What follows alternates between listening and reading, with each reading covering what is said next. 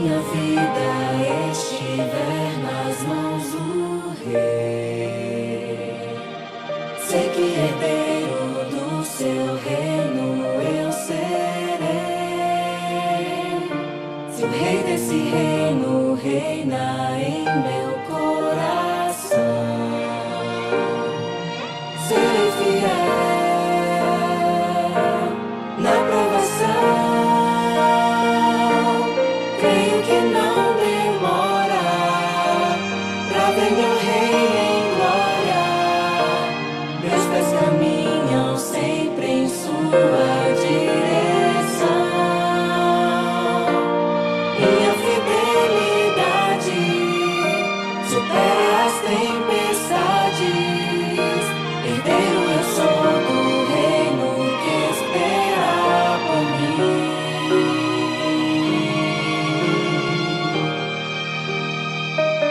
Sim, Deus das nações é soberano em meu viver. Tribulações, nem mesmo a morte vou temer. Crescendo na graça de quem a própria vida deu. Serei fiel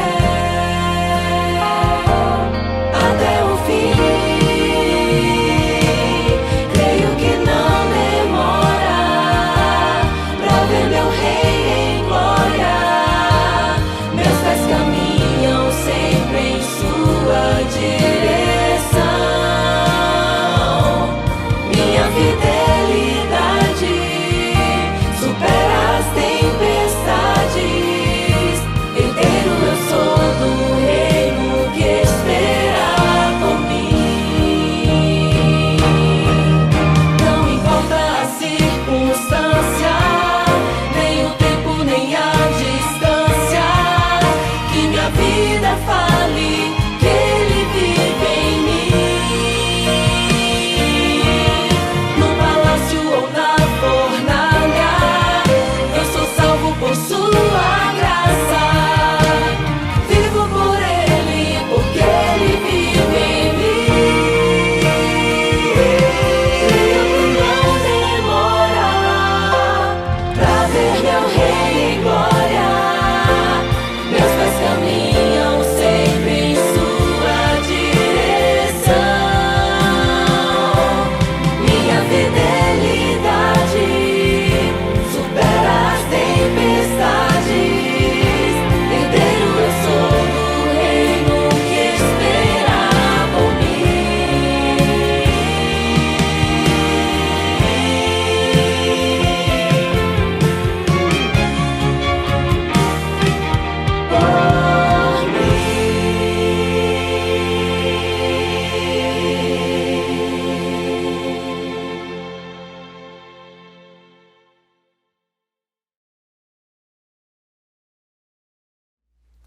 Olá, bom dia a você que está conectado conosco, levantando cedinho e ter o primeiro encontro com Deus. Isso se chama bênção. Sejam todos bem-vindos, porque somos herdeiros de Deus. Cadê a minha juventude? Todos aí, nesse momento, vamos orar, tá bom? Convido você aí que está conosco e juntos oremos. Grande Deus, aqui estamos neste momento mais conectado contigo. Iremos estudar mais uma vez a Tua Palavra e temos o privilégio de levantarmos, acordarmos cedinho e ter o primeiro encontro contigo. Portanto, Senhor, vem nos abençoando, nos capacitando, nos dirigindo, dando força, saúde, sabedoria e abençoe todo o Teu povo na face da terra, para que cada dia, Senhor, nós possamos estar mais pertinho de Ti, porque sabemos que Tu vai voltar. Queremos morar contigo eternamente, em nome de Jesus. Amém? Amém. Estamos estudando o livro Herdeiro do Reino. Hoje, o nosso tema é Vamos Protestar Juntos. Eu gostaria que você acompanhasse através do livro de Daniel, aqui na nossa Bíblia, certo? E agora eu trago você para a nossa imaginação. Imagine o rei Nabucodonosor com seu rosto vermelho de ira, porque os sábios não conseguiram adivinhar o sonho que ele tivera na noite anterior. Imagine o pavor na face dos sábios ao perceberem que o rei tomaria uma decisão, sabe o quê? Drástica. Agora imagine Daniel e seus amigos acordando aí um belo dia e aí recebe a visita, sabe de quem? De Arioque. Ele é o chefe da guarda do rei, levando o decreto que ordenava a morte deles. Daniel e seus amigos nem sabiam do que se tratava, quando descobre que seria morto naquele dia. Daniel pergunta a Arioque, por que esse decreto do rei é tão urgente? Então Arioque explicou o caso a Daniel. Tudo isso era muito injusto. Eles iriam morrer pelo capricho de um rei irado, sem nem estarem entre aqueles que foram incapazes de falar ao rei o que havia sonhado. Eu me sentiria revoltado. E você? Eu procuraria logo reagir de alguma forma para tentar salvar a minha vida. Tentaria, quem sabe, denunciar aquela injustiça a alguém. Mas eu digo que em outra ocasião, um grupo político começou a sentir inveja da capacidade, integridade e o destaque de Daniel. Eles elaboraram ali um plano para destruir justamente o profeta ali. E sabe o que eles envolveram? O rei Dario nesse plano. Imagina esses homens, as escondidas, maquinando o plano e decidindo que Daniel não deveria mais viver. Eles saberiam que o rei gostava muito de Daniel. Então eles deveriam criar um plano que deixasse, ao mesmo tempo, o rei e Daniel sem saída. A ideia era conversar com o rei do que ele era como Deus e que, durante 30 dias, as orações e os pedidos deveriam ser dirigidos apenas a ele. Eles não estavam nem um pouco preocupados com a honra do rei. Eles só queriam, sabe o que? A cabeça de Daniel. Eles conheciam muito bem o compromisso dele com os seus horários de comunhão. Imagine quantas reuniões tentaram ali marcar nos horários de oração de Daniel e não haviam assim conseguido movê-lo do seu compromisso diário com Deus. Agora imagine Daniel recebendo esse decreto. Imediatamente ele compreendeu que não tinha nada a ver a respeito ao rei e se com ódio e inveja que eles nutriam por ele. Como você reagiria? Eu pergunto, você ficaria revoltado com aquela situação e procuraria o rei para esclarecer as coisas? Você organizaria um protesto contra a atitude daqueles homens que criaram a armadilha? Algumas coisas precisariam ser feitas, vocês não acham? Era uma situação muito séria para não reagir. Esses poderes opressivos, eles não poderiam continuar agindo dessa maneira. A questão é que Daniel reagiu de uma forma imediata e usou muita força nas suas duas situações. Na primeira situação, com o rei Nabucodonosor, a Bíblia diz que Daniel foi para casa e explicou aos seus amigos, a Ananias, Misael e Azarias, seus companheiros, para que pedisse, sabe o que? Misericórdia do céu a Deus sobre este mistério, a fim de que Daniel e seus companheiros não fossem mortos, como ali o resto dos sábios da Babilônia. E a segunda situação foi essa, com o rei Dario, quando Daniel soube que o documento tinha, sabe o que? Assinado. Ele voltou para onde? Para casa. Em seu quarto, quer dizer, no segundo andar ali, as janelas eles abriam ali do seu quarto para o lado de Jerusalém. 3 vezes por dia, todos nós sabemos, ele se punha de joelho, orava e dava graça diante ao nosso Deus, como era de costume. Você pode estar agora se perguntando neste momento, como assim? O texto bíblico diz que em ambas as situações eles foram para casa orar. Onde está a reação, a revolta, a denúncia e o uso da força? Esse é o ponto X. Para Daniel e seus amigos, a maior e mais poderosa rebelião que alguém poderia iniciar contra o poder opressivo era se envolver em um movimento de oração, queridos. Nenhuma força do universo é mais poderosa para corrigir injustiças e enfrentar arbitrariedades do que uma oração. Você ainda pode dizer, mas ele falou somente para Deus, porque era um exilado e não tinha mais ninguém para ouvi-lo. Ele não poderia procurar, quem sabe, um advogado, um juiz, ou denunciar na internet. Por isso, ele só poderia orar. E é aí que nos enganamos. Daniel orou porque ele sabia que a oração resolveria o problema com mais rapidez do que uma denúncia na internet ou uma intervenção de um juiz. Para Daniel, a oração não era apenas, sabe o que? Um desabafo com Deus. Era a maneira melhor, mais rápida e mais segura de resolver situações de injustiça e perseguição. E nós?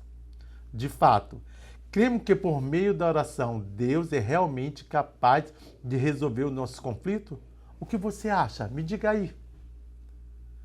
Daniel e seus amigos acreditavam no uso da oração como instrumento de justiça.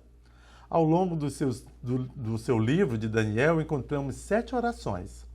Daniel tinha certeza de que a sua história e a do planeta estão seguras pelo poder da oração.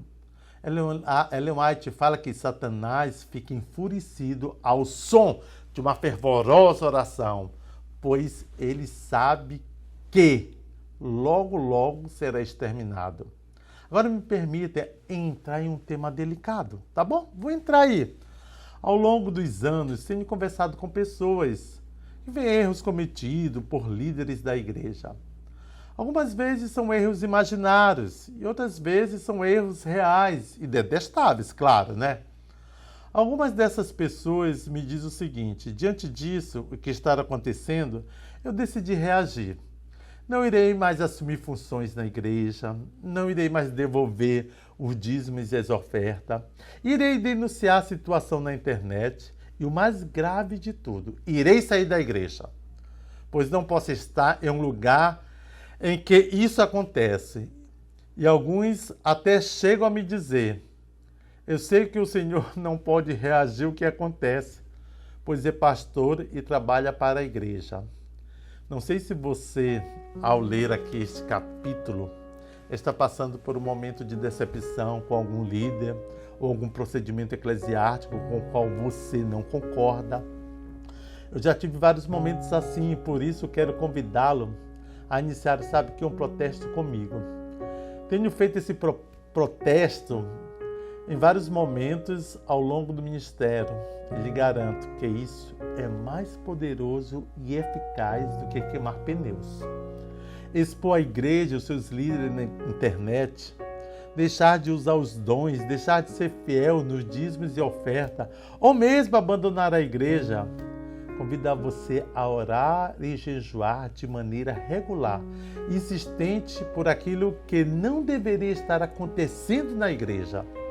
Eu sei que esse tipo de protesto não agrada a muitos que têm, quem sabe, um espírito revolucionário da nossa época, né?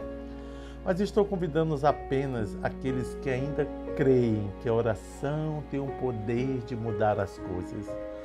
Aqueles que creem que Deus pode purificar o seu povo e capaz de estabelecer e derrubar reis.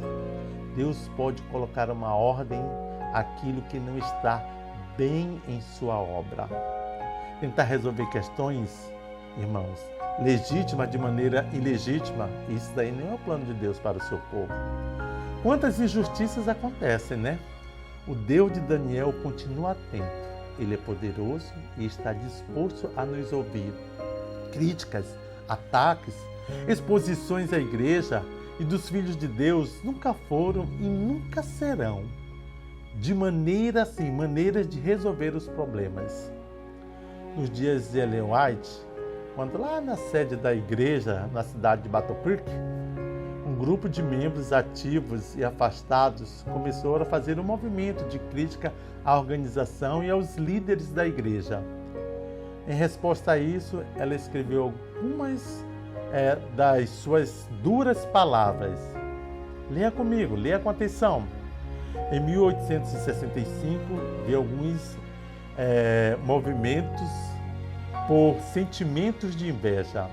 Sentiu-se em liberdade de falar levianamente da igreja de Battle Creek. Alguns olham com suspeita tudo que ali acontece e ficam felizes se descobre algo que supostamente trata descrédito à igreja e lhes dará vantagem. Deus não se agrada com tal espírito e conduta. Perplexidades e tensão mental aflige a todos os que estão envolvidos em tomar decisões altamente importantes, em ligação com a obra de Deus. Nossos irmãos distantes, que não têm sobre si esse fardo, deveriam sentir-se gratos. Louvam a Deus por serem assim favorecidos e os últimos a serem descobridores de faltas, ciumentos e invejosos, dizendo: denunciai, e o denunciaremos. Murmuradores e lamentadores deverão permanecer em casa, onde estarão livres da tentação, onde não pode alimentar seus ciúmes, suas suspeitas maldosas e críticas. Sua presença nas reuniões é um verdadeiro fardo. São nuvens sem água. E simples para muitos falar mais do que orar. Faltam-lhes espiritualidade e santidade. E a sua influência é um dano à causa de Deus. Em vez de sentir que a obra em Battle Creek e o seu trabalho, o que eles têm interesse em progresso, ficam de lado como mero espectadores, questionando e descobrindo falhas. Aqueles que agem assim são os mesmos que não têm experiência nessa obra e poucos sofrerão pela causa da verdade. Que Deus tenha misericórdia daqueles que se levantam para acusar e perseguir a igreja. Nunca deixe de se envolver com a obra de Deus. Levante-se em oração em prol do trabalho do Senhor. Que Deus te abençoe, que Deus te guarde. A oração é tudo. A oração é a chave para cada um de nós. Oremos neste momento. Deus amado, queremos estar mais pertinho de Ti. Queremos orar não só 3 vezes por dia, queremos orar mais e mais. Queremos estar ligado, conectado contigo. Queremos Te buscar cada momento da nossa vida, porque sabemos que Tu és um Deus verdadeiro, Senhor. E Tu preparaste ali o céu para morarmos juntos contigo, porque o céu é o nosso lugar. Por favor, Senhor, tenha misericórdia de cada um de nós, que sejamos fiéis sempre ao Teu lado, Senhor, que possamos morar contigo eternamente. Em nome de Jesus eu te suplico. Amém, Senhor.